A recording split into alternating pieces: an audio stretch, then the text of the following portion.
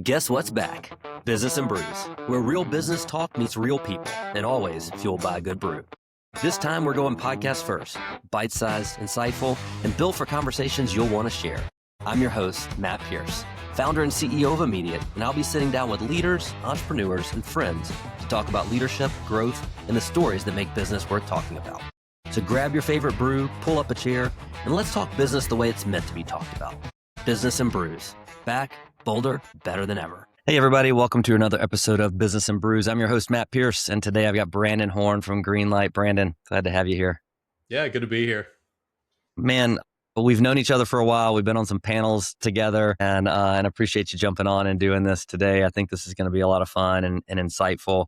Can you tell us a little bit about kind of where you are today, and then talk about the story to get you here? Yeah, kind of wild story to get here to some extent, a little less standard than most probably, but starting off with where I am now. So I oversee commercial partnerships here at Greenlight.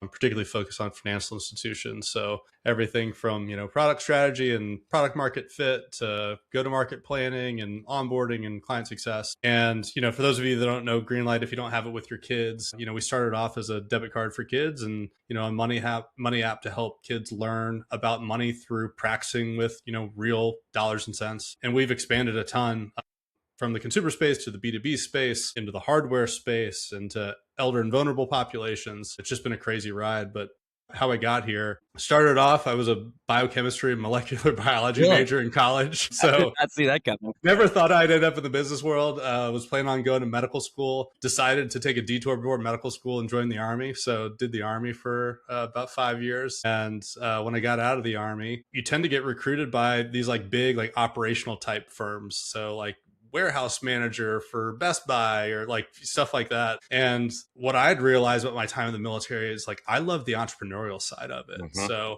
people don't think of it as that, but the number of times I got dropped into situations that I had no business being in and no experience and was told to figure it out. Right. I absolutely loved it. And so I networked my way into a company called Cardlytics here in Atlanta, got the opportunity to IPO with them. After that, went and did a stint at a bank for a cup of coffee. And while I was there, got introduced to Johnson Cook, the co-founder of Greenlight. I think it was I had drinks with him on a Tuesday, and that Friday I was flying to my first client meeting. Oh man, to go. That's awesome. That's so great. And that's also a very Johnson Cook thing. Yeah, for sure. Checks out. Yeah, I think the number of people that have hired that had drinks at that same bar were pretty high. First off, I think me and you have talked about this before. I love Greenlight. This is Immediate and Greenlight are not partners. This is not I'm just plugging you because you're a partner. It's just so awesome. I wish I had it when I was growing up, and all three of my kids have it. I love it for a lot of reasons, but obviously teaching them about money at an early age. But the other thing that I really like about it is, as a parent, you're always looking for things that, one, to incentivize your children for certain things, but also two, to disincentivize your kids. And there's this whole if you do this again, you're going to go to timeout, or you're going to go, you're going to get grounded or whatever. Man, my kids are so infatuated with money that Greenlight, I'm in the Greenlight app all the time. I'm sure I throw off your metrics. They're a normal person logs in X number of times a month, but this guy's logging in 3 times a day, 5 times a day.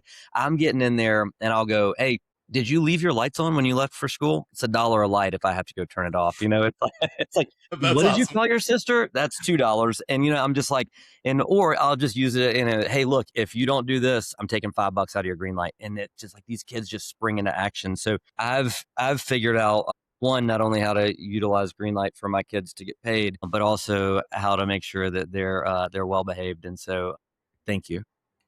No, I appreciate it. The thing that I love about it, I tell people this all the time is, we're all busy, parents, right? And working parents, and the number of things that you're juggling at any given time. Sometimes you don't find those opportunities to teach your kids in the moment, because it's easier just to give them $5 on the way out the door because they asked for it and there's this thing at school. And what I've found to be really powerful is Greenlight forces conversations between parents and kids about money, and it really exemplifies those opportunities to have those conversations. So whether that's, the stuff you're talking about, or it's, we're out and about and, hey, Dad, can I get $5 shoes? I want to whatever. And I'm like, well, you've got money.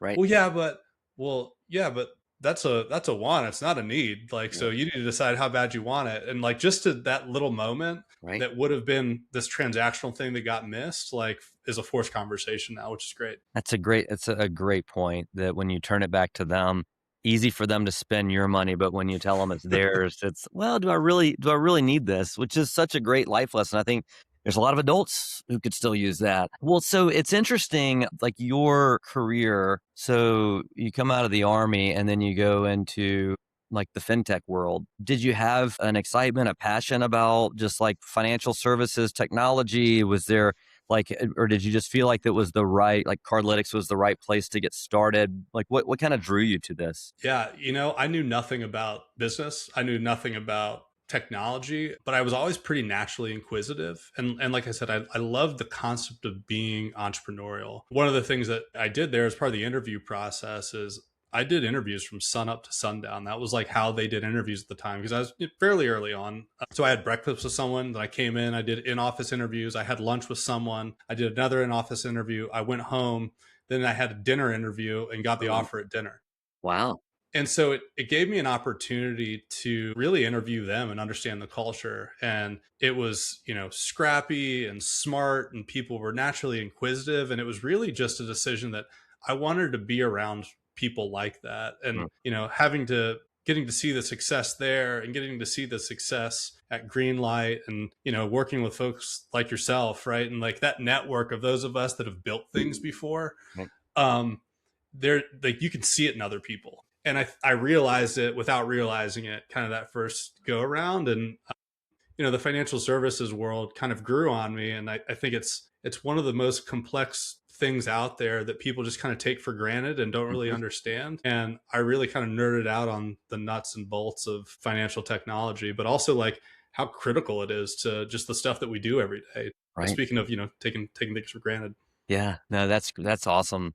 I I do agree with you that there's, and I think that's probably a good lesson for people that are listening that are young in your career, or I've had a number of college students who have told me they listen to this every week. Like I've spoken to a few universities, like entrepreneurial classes, things like that. And they're always like, man, we love this podcast. And I think they love it because they get to hear stories like that, right? They get to hear the thing that drew you to a company was just the way that they do things and getting to kind of create. And I think that I always tell people when they say like, yeah, I think I want to be an entrepreneur when I grow up. I'm like, well, man, like you can jump straight into doing that. One, you can start doing it today. There's all sorts of ways you can create, but I always encourage people like coming out of college, find a job in a high growth company where you can just go learn and Oh, just pin your ears back. Right. So it sounds like that's really what you got to do. it's wild. I mean, you nailed it. I tell my team this all the time. I was like, you guys are riding a rocket ship and you don't realize it. It might feel like a grind right now, but I promise you, when you move on to your next thing, which you're inevitably going to do, when you go become, a big time executive at your next company, you're going to look around and be like, holy cow, I am so far beyond my peers because of the things that I was asked to do, given the opportunity to do, that frankly, I probably had no business doing. And I managed to be successful anyway, or fail miserably from time to time. But Right. either way, it's huge growth opportunity. It's special. And I've hired a couple of new grads relatively recently, and one of them sent me a really nice note. I was similarly speaking to about 200 college kids up in New York for a bell ringing event.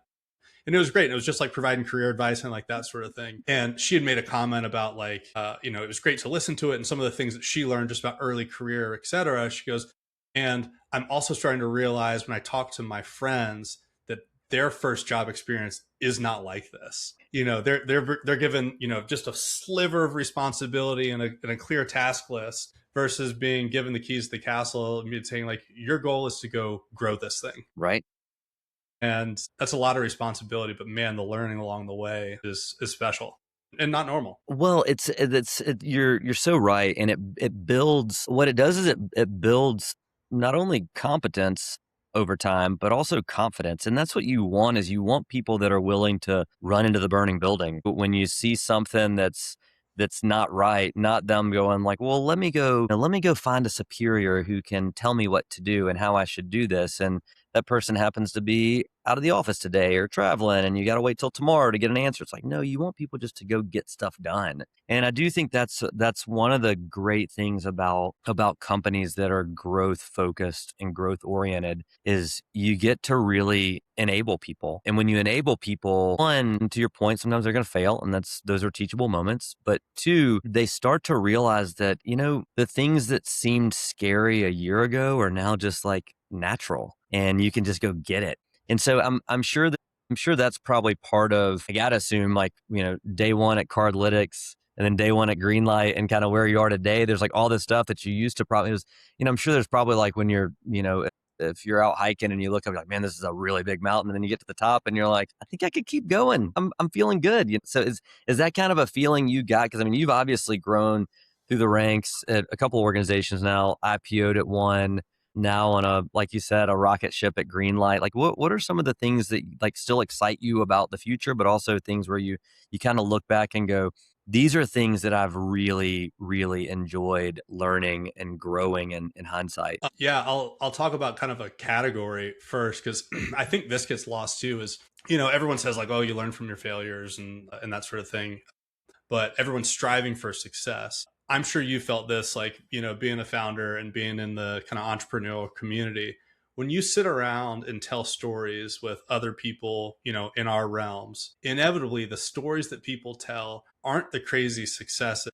They're talking about all the hard stuff that they had to do. And I tell folks on my team this all the time that like the deepest bonds, the most rewarding things that you're going to recall are not those shared successes. It's the shared difficulties that you struggled through and managed to succeed. So same thing of like walking up that mountain. I tell people to read, there's a book. It was an old war correspondent, Sebastian Junger. It's called Tribe. And the premise of this book is people are united through and create community through singular purpose and shared hardships.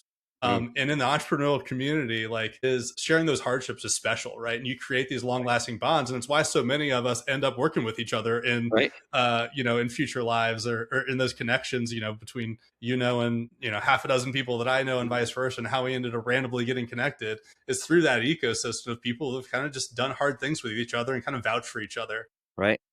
I think that's a super special like thing that we can kind of like experience, the type of experiences that like shape you. Mm-hmm. And they're what provide those next career steps and opportunities as well, because other people see that, oh, that's somebody that I know that I can trust to like go through and do the hard things, not take the shortcuts. I trust that they're going to, do what they said they're going to do, that sort of thing, Mm-hmm. as opposed to like a specific achievement or something like that. Yeah, that's really good. Well, I'd like to talk about some of the good things, which I always find fascinating. I like asking people about scrappy sales stories. And I know you've been through a lot. Anything that comes to mind about like a sales process or a prospect that you had to chip away at for years and anything that you've done you can share. Some of it's I'm proprietary. trying to think about the stuff that I can share versus the stuff that I don't want to share or can't share.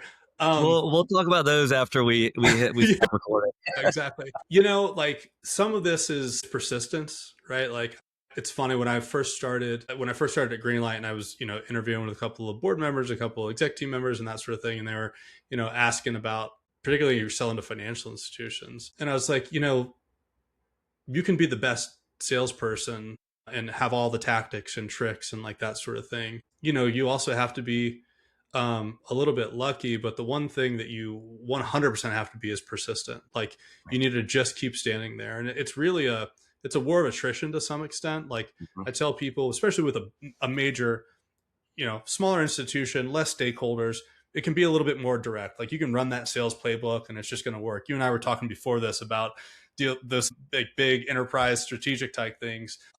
And for those, it's more of an inception exercise. Your goal is actually to get enough coverage and get the message out there deep enough that they're talking about you around the water cooler, and someone one day says, "I've got a great idea. You know what? I should go do a deal with Matt." Right. And they didn't even realize the fact that like you seeded that 18 months, 2 years, 3 years before that, because now it's their idea and you show up on the next sales call and you're like, man, you're so smart. You're right. You do need this solution. Right. I think that's like an interesting thing that I've learned as far as like scrappy. Like the best thing I would say is always find an excuse to be where the client or the prospect is. Mm, You know, the number of times that I've just so happened to be in town. You take a say sorry to your wife and kids and you hop on a flight because you know you just happen to be in town tomorrow right, for something. So much can be done. I think today that you know technology and AI tools are really, really great for so many things. And you can save months and months and months on a sales cycle by taking somebody out to dinner or right, to grab a drink or to grab a coffee or whatever the case may be, you know, and like not being afraid to get on the plane to go do that is, you know, probably a scrappy tactic that I've seen generationally shift somewhat as well. That and you know, picking up one of these. Like, not everything has to be a Zoom call. What's right, old is new again. You pick up a phone call that feels intimate, actually, even though you right, can't see the person. right. So, anyway.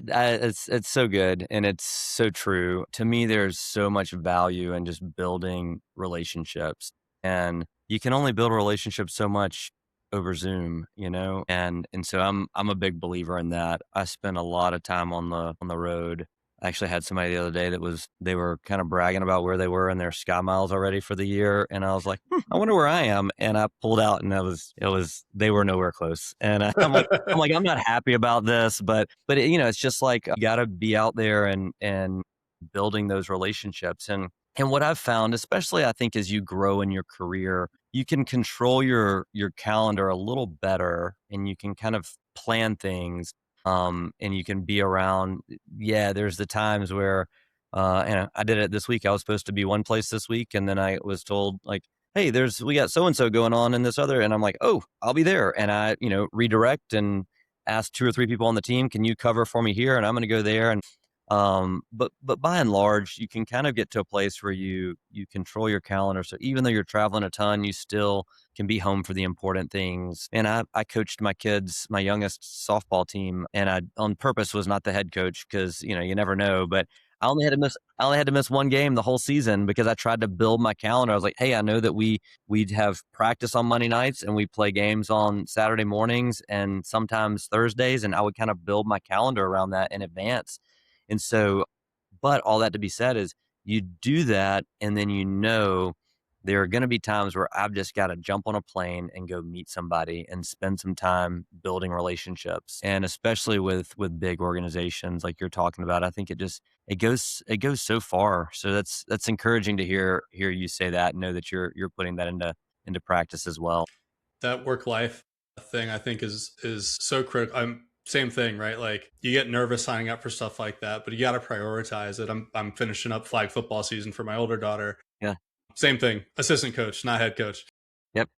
But you know, those moments where you have to go make it happen, you're given a little bit of extra grace when you've put in that extra effort on the other side. So yeah, that's a two way street for sure. Well, let's talk. I know we've got maybe 10 minutes more. Let's talk a little bit about Greenlight. So obviously you shared a little bit about kind of how long you've been there, what you've been doing, what Greenlight does. What are some things that you've seen as you look at the leadership team and the people around you that have really outside of like just from a sales perspective, maybe like operationally, you guys have grown fast, man. I mean, this is something that like this organization is so impressive. And there are so many people who look up to you guys and what you do and what you've built, not just in the fintech world, but like in the Southeast, across the country, but in the Southeast especially. Like, you talk to people in Atlanta and they're like Greenlight, like they're it. And so like, what are some things that you've seen and navigated, I guess, from like a culture perspective or an operational perspective that you've really learned that you could pass along to people that are listening? Yeah, I mean, you know, having the privilege of lived a similar trajectory and to see like the ebbs and the flows, it's hard, you know, like it's hard because when you start to scale rapidly, holding on to that culture is hard. Your problems also shift, right? So like the typical, you know, adage of like the people that got you are there aren't necessarily going to get you to the next level, but those people are also the ones that instilled culture. And so how do you find that balance Right. and find opportunities for you know those people that got you to step one that might not be the ones that take you to step two but can still be valuable contributors. Hmm. if they're willing to be, right, in a different type of role or capacity or that sort of thing. And I think like it's there's a lot of focus on, executives like ourselves and that sort of thing, but the core of what I see on a day-to-day basis, and I try to get into it, is middle managers. Like, they're unsung heroes. And I think, in today's world too, where it's like, oh, we're gonna automate the middle manager away. Well, that middle manager may be able to do a lot more with tools at their fingertips now, but those are the ones that are, taking strategy and ideas and turning those into, actionable things that an individual contributor can rely on. And Hmm. they're that cultural fabric between executive vision and individual execution. I think that like the best teams that I see are the ones that have like those great middle managers. So like the great product manager, the great engineering manager, who have a team of 5 to 10 people and just get it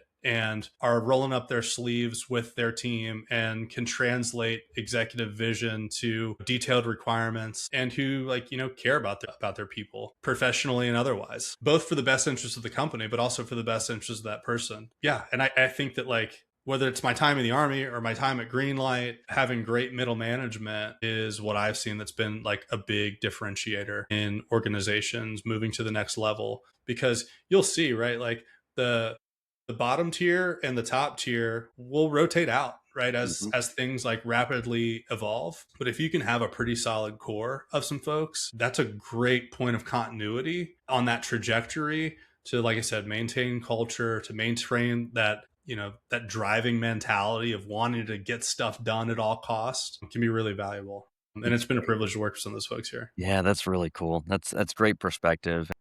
I think something that, a lot of people have not gotten to live yet. And so I think hearing that and giving them, quite frankly, I think probably giving a lot of people encouragement of like where you may be in that middle management role and knowing that there's huge impact that you're creating. Yeah, it can feel thankless at the moment, right? But that the impact is massive. Right. Yeah. It's, tell me this. I'd love to hear when you left Cardlytics, did you take some time to pause and kind of reflect on that whole process and like what you got to experience and riding that wave? And I guess the follow up question is, I know you're still in it, right? But Yeah. how often do you take some time just to pause if it's like a weekend or like when you go on vacation or whatever and go like, man, we have come a really long way. I know there's some people who prescribe to that like celebrate the little win, but like Kobe used to say, like, you can rest when it's over. Do you take time to pause and say like, I'm like, we've come a long way and man, I can't wait for where we're going? Like, yeah, how do you do that and comparing the two of being done with one after you IPO'd and then still being in the thick of it with another? I didn't. It's something I'm not good at. I should probably be better. Like, I don't know if you see behind me, I've got a rise and grind sign, that my family got for me. But like, because that's very much my mentality. I mean, I've always hopped from one thing to the next. And if I'm idle, I'm bored. And I found out like I enjoy the stress and the effort and the late nights and that sort of stuff. I find it rewarding. I would say that I've certainly reflected back at times, and the times that that's forced me to, as I've gotten older, particularly, is through like leadership and mentorship of like those around me, Hmm. which is something that like I've had the privilege of having some very great like leaders and mentors over my career, both in the military and in the business world. When you're reflecting to try to teach lessons to those folks because of questions they asked or whatever, that those are the moments where I find myself really reflecting on whether that's career trajectory or the proud moments of people that have gone on to do amazing things. I'm thinking of a particular person right now. So two coworkers, one of them reported directly to me, Jenny Nelson and Luca Onick. They started their own company that's an AI consultancy called Fox and Spindle here in Atlanta. I still have a card that Jenny wrote me when she used to work for me. She started off as a customer service rep. She went on to do marketing, went and worked, to have some bigger jobs in the corporate world post Cardlytics, and now's, founder of her own company. And like in the reflecting of those moments through like leadership or, managerial responsibilities, like that's when I find myself most reflecting and kind of being being proud, and it forces me to also look back on the things that I did, and have like some Yeah. personal pride in some of those things as well, not just through the people that you were kind of able to work with. Yeah. Oh, that's awesome. I mean, I think that's a great. I appreciate you sharing that because that's a great.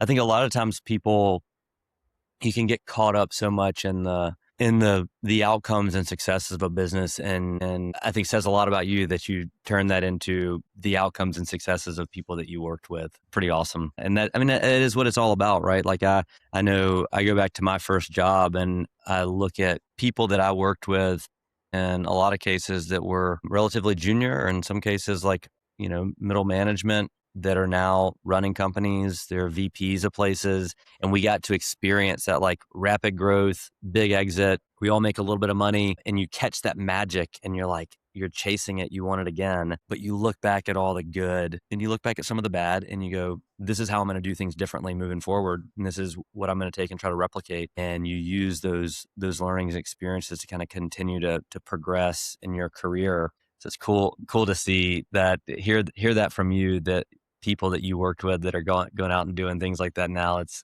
pretty awesome. Oh, love it. I've got I have a drawer over here that it's notes from folks that I've worked with that people have Yeah. left me. That's another one I'll point out. Like, there's no greater power than a handwritten note. I'll do this to folks I work with at Greenlight now, especially in the remote world. I'll mail them physical mail. And, to tell someone that you cared enough or that they made enough of an impact that you took time here today to physically write something, much less mail it, can really go a long way. And it means a lot to me too. So I've got like a drawer full of, notes and things that folks have left me over the years, which is, that's kind of probably my biggest reflection. That's awesome. Very cool. Well, good, man. Well, this has been great. As always, it's fun talking to you. Your passion and your excitement, and thoughtfulness just about the way that you lead. I think the panels we've gotten to speak on together and just getting to know each other, it's just fun to see and hear. So thanks for being open and sharing with us here today. Well, thank you, everybody. We'll see you on the next one.